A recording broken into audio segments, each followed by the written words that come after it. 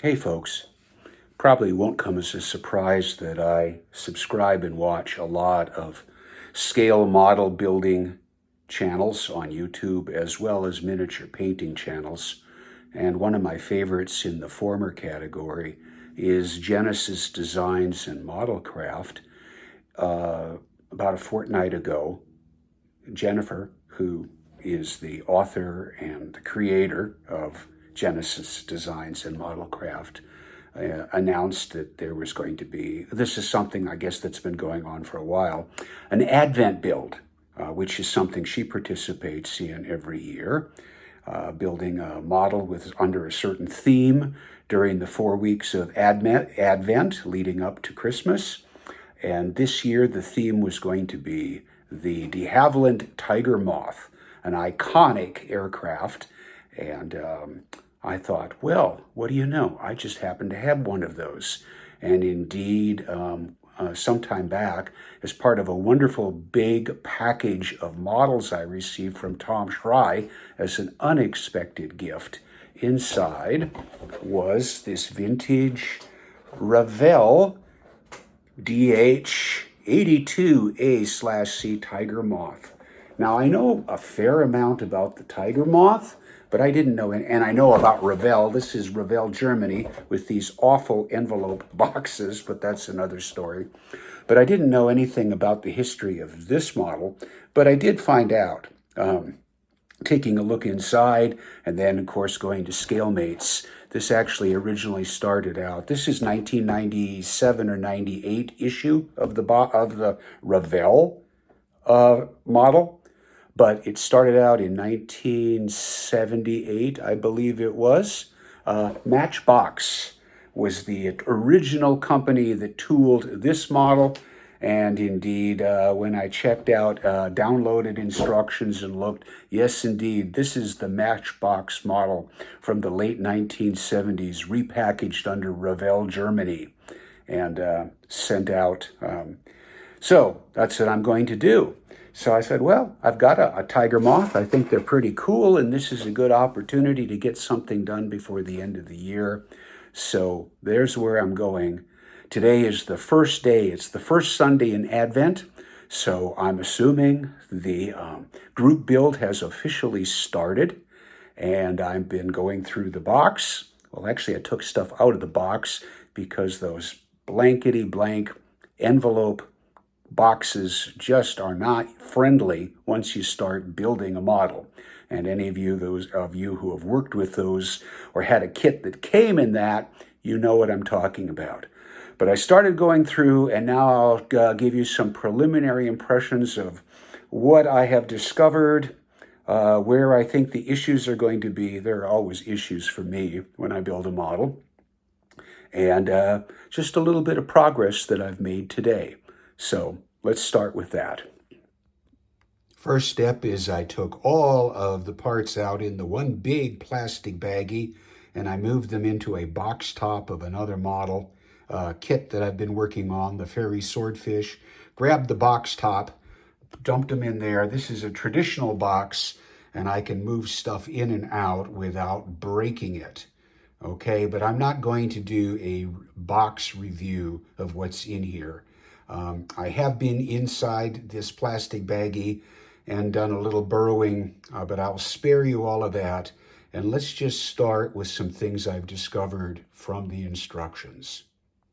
Well, these do look like Revell instructions from a certain era, although when I checked inside, what happens after all of the intro here, you start to get diagrams that are just laid out in slightly different format, but are pretty much identical to what appeared in the original Matchbox instructions. I don't know that from having one of them, but just double checking against what was put online on ScaleMates. So I started going through here after I'd looked at the sprues, and a couple things I noticed was the way that, first of all, you've got wings that tops and bottom wing, upper and lower wings you've got a grand total of 6 pieces, including the center section. Yes, they aren't one-piece wings in terms of either the upper or lower being a top and a bottom. You have to put them together. And the rigging is done by basically taking thread and pulling it through the underside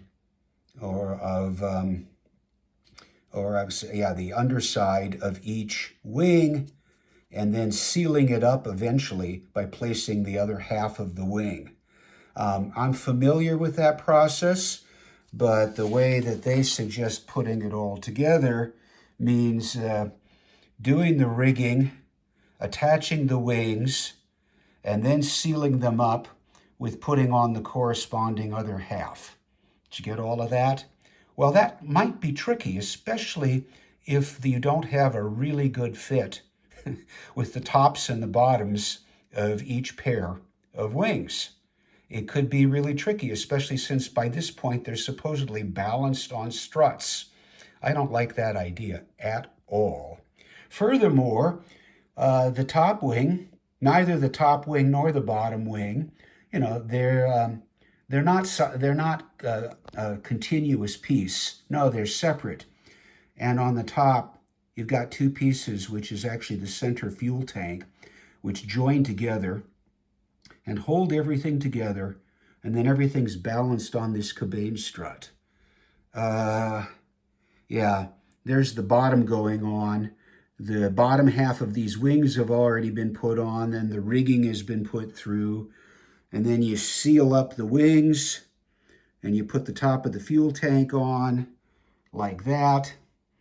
And I can see, well, let's see, 2, 4, 8 good reasons why that might not work, corresponding to each rigging line that's on each side. Oh, that doesn't count the rigging lines that go under the cabane struts. Yeah, I'm not sure if I'm going to do it this way in terms of the rigging or the construct.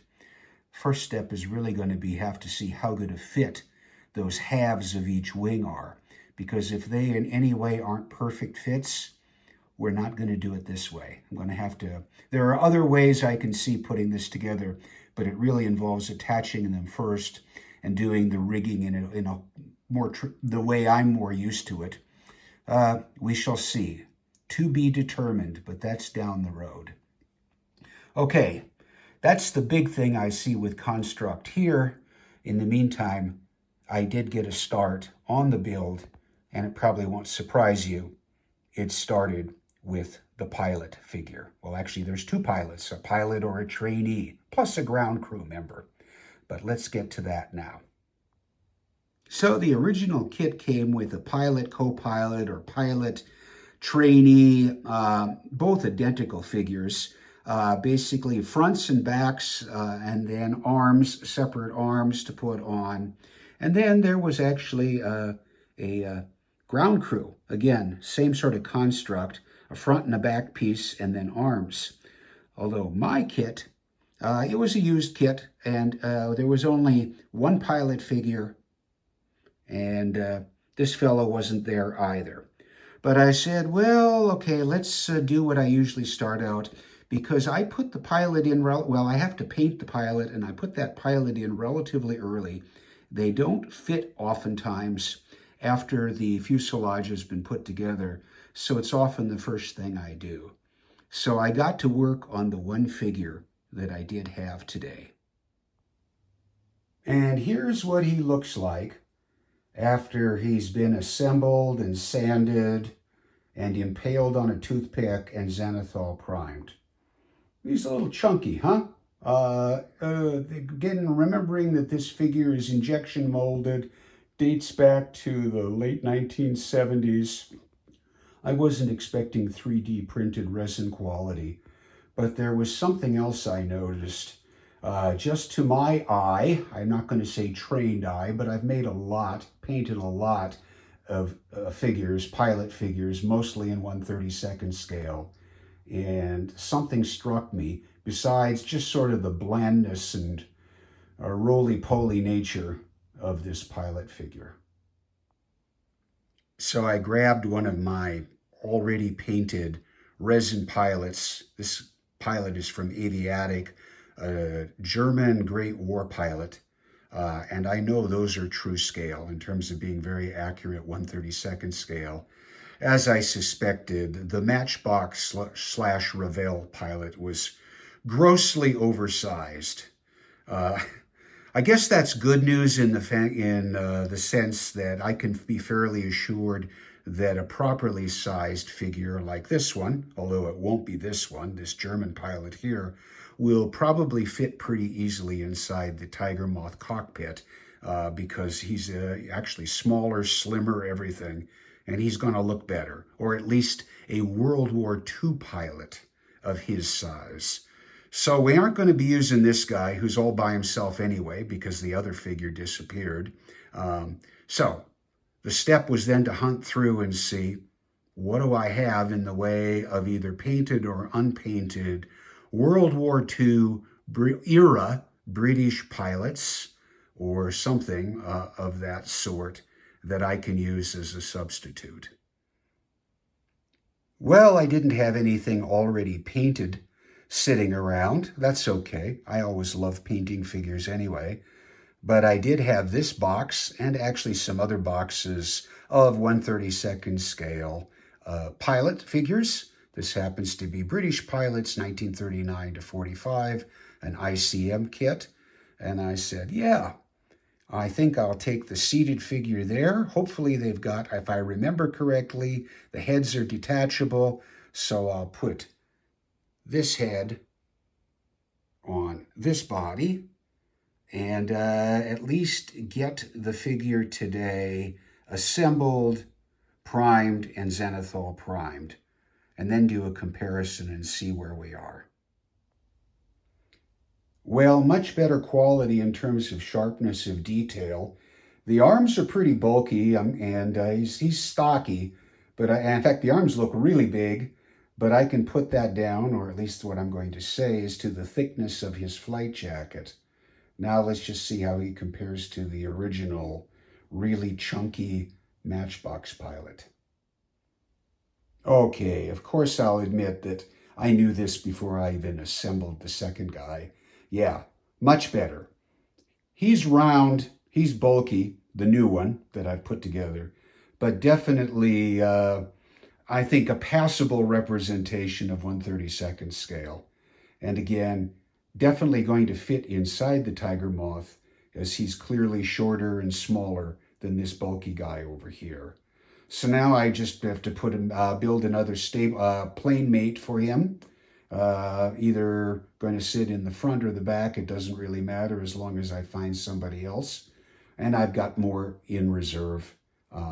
So I'll build another pilot, and then we'll get on with construction of the actual airplane itself. Okay, not bad for day one. I'll know more about what I'm going to be doing about the wings after I do some test fitting. Great to be starting this Advent build.